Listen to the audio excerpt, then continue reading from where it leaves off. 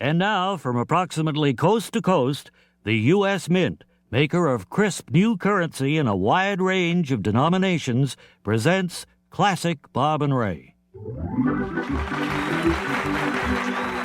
Wally Ballou here, welcoming you to another Classic Bob and Ray program. As Bob and Ray's on-the-spot correspondent, I've worked with them from their early days in Boston to programs on network radio and television. Although they always sent me on interesting assignments, one of my favorite duties was following the Bob and Ray trophy train around the country. You'll hear excerpts of my travels as they were broadcast on WOR New York in 1974. But we'll begin with a sample of Bob and Ray as they were heard in the early 60s on New York radio station WHN. Next, Wayside Doctor.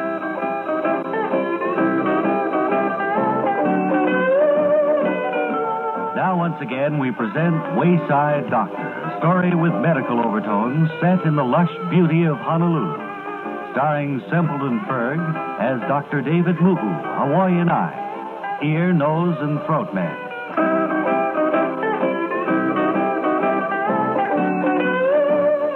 Dr. Muhu is back at work at Papuli General Hospital, and in his office it's shortly before 10 in the morning now as we join him at Akbar Mai Tai. Well, I just removed a rose tattoo from a gentleman. Oh, Had it on his upper arm here. You find that this is satisfying work for you, Doctor? I think I'm going to specialize in tattoo removing. Okay. And, of course, by appointment only, too. Well, that makes it more professional looking, of course. Mm-hmm. Well, I'll go out and look around for any luau's to be inspected. What's that you got on your desk there? Oh, that's a pineapple. I was just having my breakfast. Oh, what did you say? A pineapple. Pineapple? Is this a type of apple that grows on a pine tree? Isn't it? No. It's shaped a little like a pine cone, only different, but it grows close to the ground. It's not edible, I don't suppose, eh? Oh, it's delicious. Here, let me cut you a little slice. Really? You can eat this? Oh, it's one of our native fruits here in Hawaii. Oh, really? I didn't know that.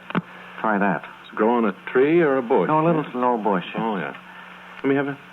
See, that is succulent, delicious. Isn't it? Yes, it's hard to describe. Well, it's tart, and yet it's sweet and juicy, and I'm surprised you haven't tried it before. They can this, you know. Hey, what? They can.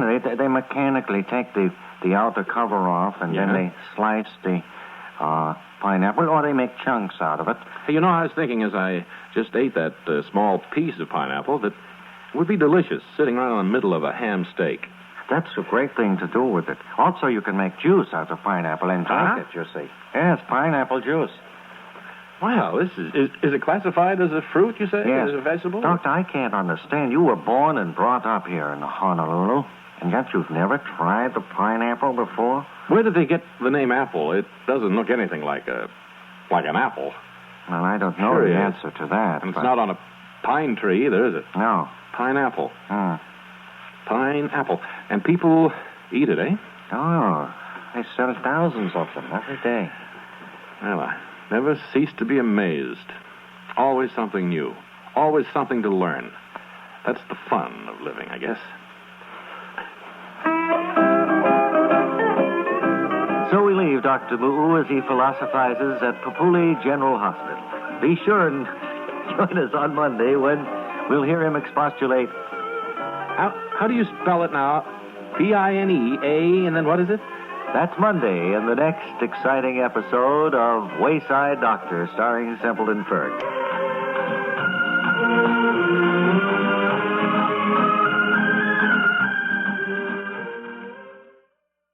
Now, do we have that report? Is that line in? Yes, it is. Wally Ballou is standing by at the trophy train in Madison, Wisconsin right now for another on-the-scene report. So come in, please, Wally Ballou. Madison, Wisconsin. Wally Ballou here at the trophy train.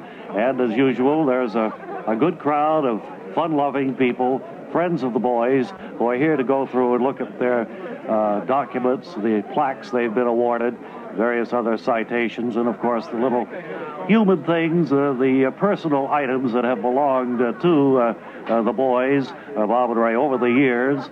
Ray's tennis shoes, first pair he ever bought, and his beaten-up old tennis racket with a hole right there in the middle of it. And Mr. Gilmore, what seems to have been the most popular feature today here in Madison? Well, two. Of course, the addition of the 5 lovely local Madison girls to dance is a sideshow to attract people into the train. And the first time that we put on display in the center of the trophy train, Bob and Ray's 2 Peabody Awards. That has brought people very, very silent to that spot. That almost calls for another trip back to Mandan, North Dakota, doesn't it? So it really people does. Can see it. This is the first time we've shown the 2 Bob and Ray Peabody Awards on the trophy train. But as I say, it's at that point where the people who are going through the car stop and get very somber as they look at those 2 awards that the great boys earned years back. As well, they should look somber. I see the girls have clambered up onto the platform. I might point out that as we go to each town, we'll select 5 local lovelies to do this particular dance. Good idea. All right, girls, go right ahead. These are Madison girls. Point out that they do this without the help of money. They have We great don't have timing. the money for an orchestra. They don't need it, Mr. Gilmore.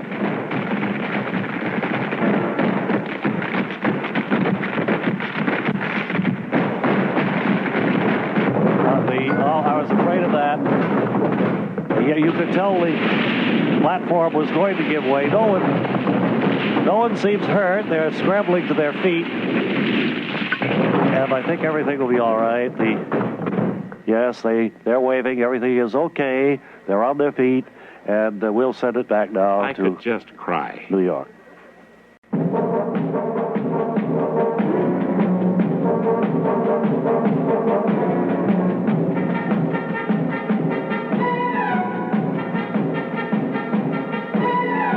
Now, the makers of Tingle, the long-wearing dental floss made of spun glass fiber, invite you to join us for another exciting adventure of Elmer W. Litzinger, Spy. My name is Elmer W. Litzinger, Spy. It's my job to handle some of the toughest espionage assignments our government can hand out. Not long ago, a top-secret change was made in the deployment of American troops overseas. The Pentagon needed to know whether our potential enemies had found out about it, and it was up to me to infiltrate and listen. I went to a strange foreign city that I knew to be infested with enemy agents and hailed a cab. Where to, Mac? That city park where all the foreign agents hide in the bushes. Check. You happen to be a foreign agent, pal? Yes. Permit me to introduce myself. I'm Elmer W. Litzinger, Spy. Well, nice to know you. I'm Abu El Zetz, cab driver. What brings you to our quiet little town? I say, what brings you to... Oh, I'm sorry, I wasn't listening. I just noticed that American soldier standing on the corner. And we aren't supposed to have any troops deployed around here at all now. Is that a fact? Yeah. Could have sworn I read on microfilm somewhere that you had 3 divisions in this area. Oh, no, that's all changed. See, these latest secret Pentagon figures show that those men are in Hawaii now, awaiting new assignments. Son of a gun. Let me pull over the curb and look at that. I'll turn off the meter. You won't be charged. Well, I don't want to bore you with my shop talk. I know how cab drivers hate for passengers to prattle on. No, that's okay. American troop movements are, well, kind of a hobby with me. I like to write down all the latest stuff in my album here. Oh, really? Well, perhaps you'd like to borrow my miniature camera and get some pictures of these secret documents for your collection. Yeah, thanks. I don't have any of this data at all in my album. Have you been collecting military secrets long? Quite a while. I started in Korea in 1951, then I got some nice specimens in Cuba and Czechoslovakia later on. My employer encourages me to travel around and pursue my hobby. I have several more interesting documents back at my hotel if you'd care to see them. No, thanks. I imagine one of my fellow collectors is rummaging through those right now. And then I suppose you get together and compare notes at your club meetings. Yeah, it's sort of like that. I don't seem to find any data on the South Pacific here. Is that what you left at the hotel? Oh, no, I wouldn't dare. Anything that secret I carry in a pouch next to my body at all times. Here, see for yourself. Oh, boy.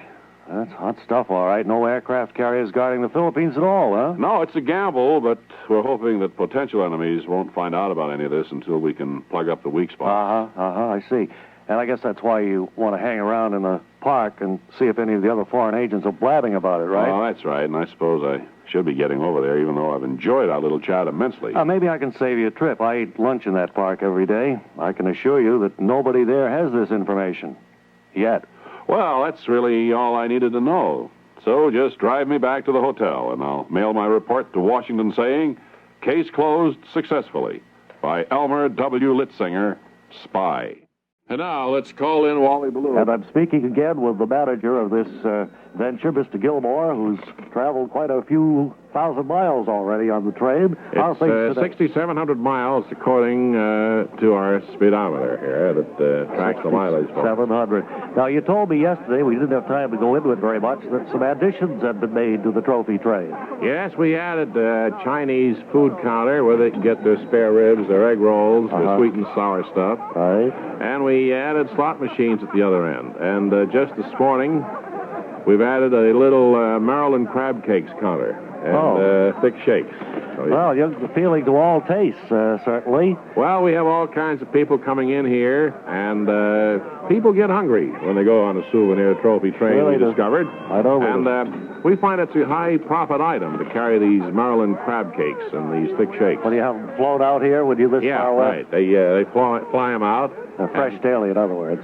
That's what we've been assured. We've had no reaction otherwise. How are the souvenirs going? I know that's a thing very near and dear to the hearts of Bob and Ray, that their souvenirs... The replica of Bob and Ray's high school diploma is moving very well. Good. It's one of the big items, I think. Okay, well, I'm going to hang around. I'll have another report in maybe an hour or so to send back to New York. In the meantime, this is Wally Ballou in Manitowoc, Wisconsin, returning it to...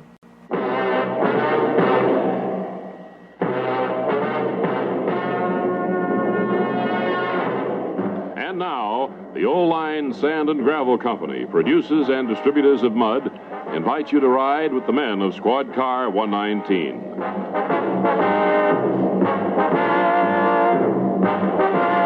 My name's Sam Finch. Me and my partner, Ralph R. Kruger, Jr., we're the unsung heroes of the police force. We ride a prowl car at night, up the boulevards and down the side streets, always on the lookout for those who defy the law. A couple of weeks ago, they had a shooting out in a big home in Santa Cruz. We were sent over to dust the place for fingerprints. We were setting up our equipment when my partner, Ralph R. Kruger, Jr., turned to me and said, Place looks a lot more homey since they took the body out. Yeah, nice place, all right. Really like that picture over the mantel. Must be a picture of the victim's kid. Says underneath it, Gainsborough's Blue Boy. I thought the victim's name was Gilhooly. Yeah, it was. Must be a picture of a neighbor kid or something. Funny they'd dress a kid up like that in that funny suit, even to have his picture taken. Yeah, a lot of funny things about this case that don't check out. Maybe the fingerprints will tell the story. Skipper said to be sure and dust the empty glasses on the cocktail table. Hand it to me, will you, Sam? Sure. Nice-looking glass. Those pheasants on the side of it. Yeah. Yeah, that's funny. These look like your prints on here, Sam. See? They've got the loop on the top and the swirl down here. Well, they probably are my prints. I handed you the glass, remember? Shouldn't have done that, Sam.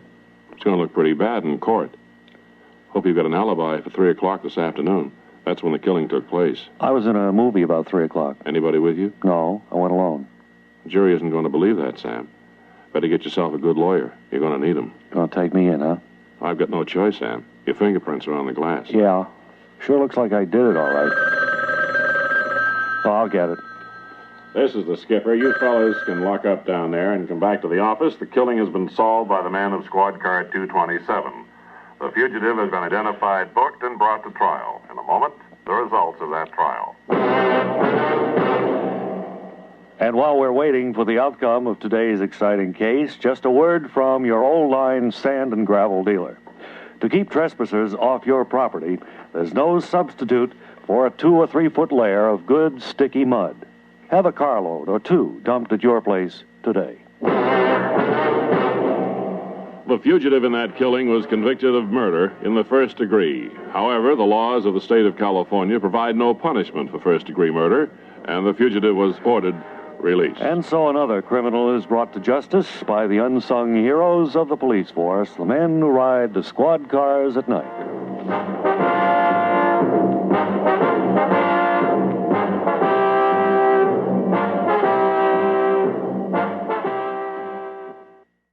Wally Ballou is standing by in Manitowoc, Wisconsin. So come in, please. Wally Ballou. Manitowoc, Wisconsin. Wally Ballou here at the Bob and Ray Trophy Train. And as usual, well, The manager, Mr. Gilmore, is here with me, and at our last check a half hour ago, he mentioned that they have added some new items of food, Chinese food, and we've slot machines, Maryland crab cakes and thick shakes. And just this morning, we instituted the famous Bob and Ray huge burgers. Now, what these are, they're 2 1/4-pound slices of pickle with a little hamburger on it. Well, that sounds different, certainly. Has it? It's a pickle burger. Had a good reception, has it, Mr. Very Gilmore? much so. We have you have your bun, then you have a huge 1/4-pound slice of pickle, then you have another bun, then you have another slice of 1/4-pound slice of pickle, and in there somewhere is hamburger. And then a bun on the bottom. You know, it's fast becoming, this trophy train is fast becoming just kind of a moving cafeteria, isn't it? Apparently that's what folks want. They want food more than look at... Well, you know, they look at the trophies and say, isn't that nice? But, hey, let me have one of those pickle burgers, please. And that's what's happened. Well, I know that you're at the bottom of all this, Mr. Gilmore, and I'll have to say to your credit that you are a go-getter. You do come up with these genius ideas, and I think it's all to the good. How are the souvenirs going? Well, as I pointed out in your last report on the air, that the replica of the Bob and Ray's high school diplomas are moving very well. That seems to be the most popular item among the... We have it done on old parchment paper. It gives it the look of antiquity. We're getting $2.30 a piece for those. They do, $2.30. They do go back a number of years, of course. But these are, of course, duplicates. We have a printing house who turns these out for us on this... have that little crinkly edge as if they'd been burnt around there, don't they? Burnt brown edge. Looks sort of like the Declaration of Independence. I think it's the same printing house does it. Probably is. It turns out those Declarations of Independences. Well, that's the story here, then, in Manitowoc, Wisconsin. And this is Wally Ballou until next time, returning at 2. And now, the Crutchford Braid and Tassel Company invites you to share another tender experience in the lives of the Pitmans.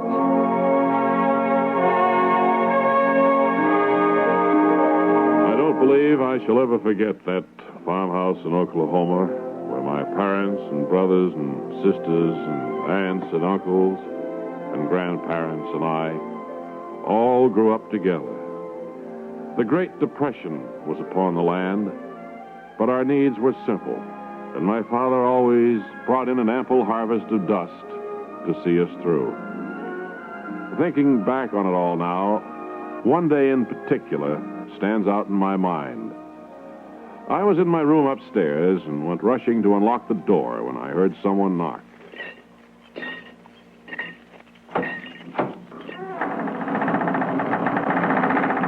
Oh, hi, Ma. Hi, Pa. Please enter my humble lodgings. Well, we certainly intend to, Jimmy Joe. What are you doing in here with the door locked, boy? Oh, I'm just writing down all my innermost thoughts on this 2 for a nickel scratch pad, Pa. I'm going to be a great writer when I grow up, and it's never too soon to begin my unpublished works. Well, I'm just not sure I approve of this. The money you spend for scratch pads could be putting fried dough on our table. Oh, I'm well aware of how you frown on frivolous luxuries, Ma. But when I become a famous writer, I can make a lot more than these 2 for a nickel scratch pads cost. Well, the boy could be right about that, Lucretia. I was reading just the other day about a writer named Scott F. Fitzgerald. He owns an automobile and even a tent on the beach in California. That's right. And someday I'll be making $8 or $10 a week, just like he does. Want to hear some of the stuff I've written down here as my boyish thoughts poured forth? Well, I suppose it can't hurt to listen. Go ahead, son. Well, this is just in rough form now, but here's what I've got so far. A book of verses underneath the bough, a jug of wine, a loaf of bread, and thou beside me, singing in the wilderness. Our wilderness were paradise, enow. Of course, there'll be more than that to it when I'm finished. Well, that's certainly plenty for my taste. Who ever heard of a 12-year-old picturing paradise as a place where he can booze it up with some strange woman? Oh, gee, Ma, the only part I thought you'd hate was that word enow. I couldn't get anything else to rhyme. I'll try harder, though. Now, we don't expect you to be perfect, Jimmy Joe. Personally, I think that paper of yours will do just fine to plug up that big crack under the window there. So you put it in place, and then Then get to bed, boy. Well, okay. Good night, Pa. Good night, Ma. Good night, Jimmy Joe. Good night, Roy boy. Good night, Aunt Sadie. Good night, Cousin Chinglo. Buenas noches, Hernando. Good night, little canaries. Good night, Grandma. Good night, baby Lucille. Good night, everybody else. Good night, Ma. Ah, those dear, sweet voices remain loud and clear in my mind after all these years. My parents are gone, and my brothers and sisters have all moved away. Good night, Buck Rogers. Good night, Gene Autry's horse. Still, the pleasant memories of those happy times linger on. For even during the Great Depression, our house was a place of love and caring. Good night, stars. Good night, moon. And wherever I may be for the rest of my days, I shall always carry with me the fond recollection of my wonderful family and the old home where we lived. This week's episode of the Pitmans has been presented by the Crutchford Braid and Tassel Company, makers of fine doodads for your home and fine epaulette fringe for your military uniforms. Next time you think of braid or tassel, rush into your neighborhood store and shout Crutchford. And be sure to join us again soon for another story of tender nostalgia in the lives of the Pitmans. Manitowoc, Wisconsin, Wally Ballou with our final report of the day on the trophy train, and here to bring us up to date on what has been probably one of the most successful days, money-wise, in the train's current trip, Mr. Gilmore. Thank you. Now, you told me you wanted to make a special announcement, Mr. Gilmore, about an addition to the train that will go into effect tomorrow. I wasn't paying attention to what you were saying. I was watching the people in line here. We've had some people go through, and some people have taken some of the Bob and Ray huge burgers without paying for them. That's to be discouraged. Yes, we're adding now a lentil soup sandwich that's served in a very thick roll, and lentil soup kind of soaks into it. And we sell it along with a thick shake and fries. And it's been a very big favorite here. Is that a regional dish of some kind, or? We call it, well, we don't know. We just call it the famous Bob and Ray lentil soup sandwich with fries and thick shake. And the folks seem to go for it. And we have it up on a big placard. Right, I see. Well, that's about all the time I have for this broadcast and for today, but we'll be checking in tomorrow when the trophy train moves along to its next stop, which will be Madison. I told you about the Maryland crab cakes. Yes, you did. Right, back to Bob and Ray. The basement workshop of Fred Falvey, the famous Bob and Ray do-it-yourselfer. Fred, I noticed on the way in that you put a lot of mirrors on the roof of your house since the last time we were here. Yeah, that was a little project I finished the other day with the aid of simple tools and some leftover scrap materials. Our electric bill had been running very high, so it occurred to me to put mirrors on the roof and capture solar energy to heat the house. Well, there's another great money-saving tip for you do-it-yourselfers listening in. But tell me, Fred, didn't the initial cost of all that mirrored glass for the roof set you back quite a bit of cash? No, not at all. You know, when a woman buys a new purse, she always finds one of those useless little mirrors stuck inside. Yeah. So I just rounded up about 16,000 of those and glued them together on the roof with ordinary plumber's caulking compound. Well, you certainly know the shortcuts for getting a job done. I still wonder about heating with solar energy, though. To tell you the truth, it seems, pretty chilly in here to me. Well, that's because we're in the basement, far away from those solar plates I installed. Upstairs in our bedrooms, right under the roof, it stays an even 94 degrees, winter and summer. Oh, there you have it, dear friends of the listening audience. Just another example of better living by doing it yourself. And Fred, I'm sure that all of the home handymen tuned in are anxious to hear the workshop tip that you'll be passing on to them this week. Yeah, that was wall-to-wall carpeting, which has become so expensive, Ray, with the help of just a few simple tools like rubber snips and Eskimo bone needle. An Eskimo bone needle, did you say? Yes, I found that the number 6 size is just about right for weaving a nice carpet nap onto old inner tubes. Well, I'm not too handy around the workshop myself, Fred, so I'm afraid you kind of lost me on this project. It's pretty simple. You can see I've already made a nice 18 by 15-foot carpet padding here by cutting up old inner tubes and placing the rubber strips together, piecing them. And I suppose old inner tubes are readily available at any auto junkyard. Any junkyard, and then it's no job at all to fasten the rubber strips together with a standard heavy-duty stapling gun. Oh, you don't use the Eskimo bone needle for that? No, that's for sewing the actual carpeting onto the rubber pad. You can go in and out with the needle, making little loops of wool yarn. I found it's a lot more economical to make your carpet out of ordinary children's kite string. Well, now, there's a tip that every home handyman will want to make a note of, I'm sure. Right, and it all came out to cost just about $600,000. Well, it's going to be a lovely thing when it's completed. So once again, we've seen an example of how to live better by doing it yourself with Fred Falvey, the do-it-yourselfer. Now to Blue. Okay, standing by in North Platte, Nebraska this afternoon at the Bob and Ray Trophy Train, correspondent Wally Ballou. Come in, please. Platte, Nebraska. This is Wally Ballou, and we have a good crowd today. It's a little bit different kind of surroundings than it was yesterday in DeWitt. Here, of course, North Platte is the heart of some Nebraska farm country. Mr. Gilmore? Yes, sir. The folks seem to be really enjoying themselves, the trophies on the train, and the food that you dispense. Yes, they have. They've been enjoying, they've been spending more time here. They're probably a more sophisticated group here in North Platte than they were in DeWitt. Yes, I would think so. Spending more time looking at the Bob and Ray souvenirs and some of the articles under glass in the trophy section. Which is getting what the trophy train means, getting their money's worth, so to speak. That's right. And had any new kind of food today? Well, we've added some taste treats, yes. We've added your corn cake and old-fashioned. Now, this is a candy that you buy. You buy this corn cake, and then you put this old-fashioned on the top, and you squash it down with your thumb. Uh-huh. And it makes it very nice. The kids seem to like it anyway. Somebody over here has an attack of hiccups, I think. And we also... yes, they do. We've added 3 different flavors of soft ice cream now. It comes out like this, and it swirls around. I think kids seem to like it. This fellow with the hiccups, I think I saw him eating some of those fried clams that you added to the menu. That's right. Well, it's been pretty successful, but it's remaining brisk and cool here. I'd like to get this trophy train into more moderate temperatures.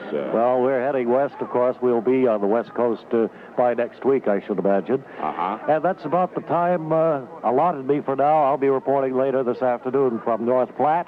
Now it's back to Bob and Ray in New York.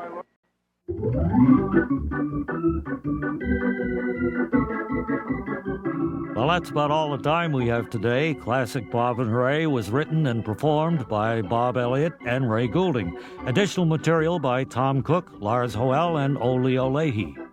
Classic Bob and Ray was developed for the Radio Foundation by our executive producer, Larry Josephson. Lars Hoel is our program producer, engineering by Jerry LaRosa, Bill O'Neill, and Manoli Wetherell.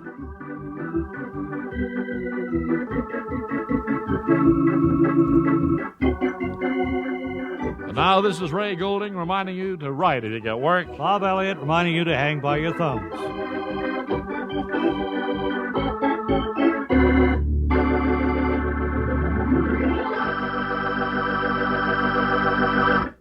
This program was independently produced and distributed by the Radio Foundation. This is the Radio Art Radio Network.